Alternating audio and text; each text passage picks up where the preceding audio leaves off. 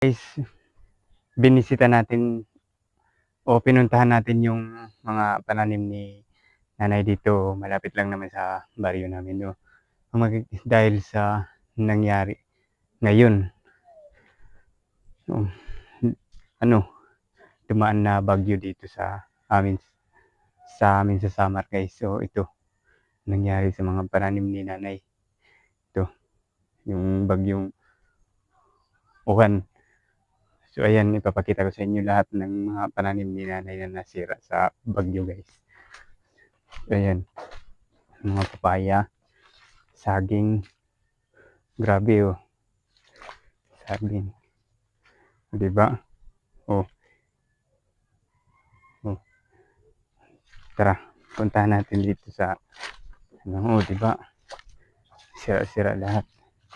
Oh, ito, putol pati puno, guys. So ayan, oh, 'di ba? Oh, ano? Oh, guys, so ayan. Sayang, 'di ba? Oh, lahat 'yun ay nasira, guys. Dahil sa bagyo. Dahil malakas ang hangin dito sa Samar, guys. So yun, sayang, guys. Yung mga pananim ni nanay ay nasira. Oh, oh, di ba? Oh, nakahandusay na yung saging. Dito tayo, guys. Ang malaking puno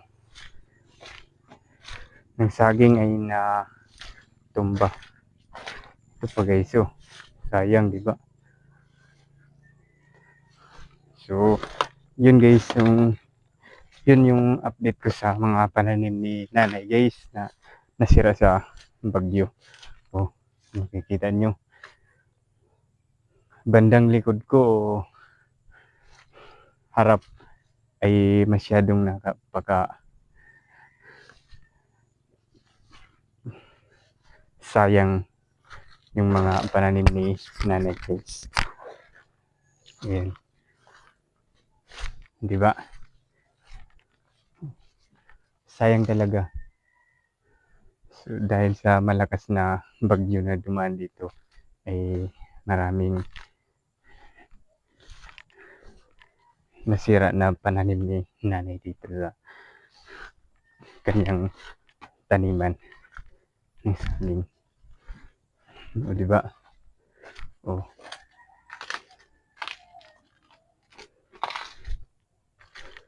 sira lahat. Sayang. Oh, dami.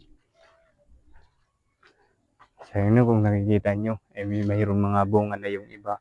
Yung iba ay wala pa.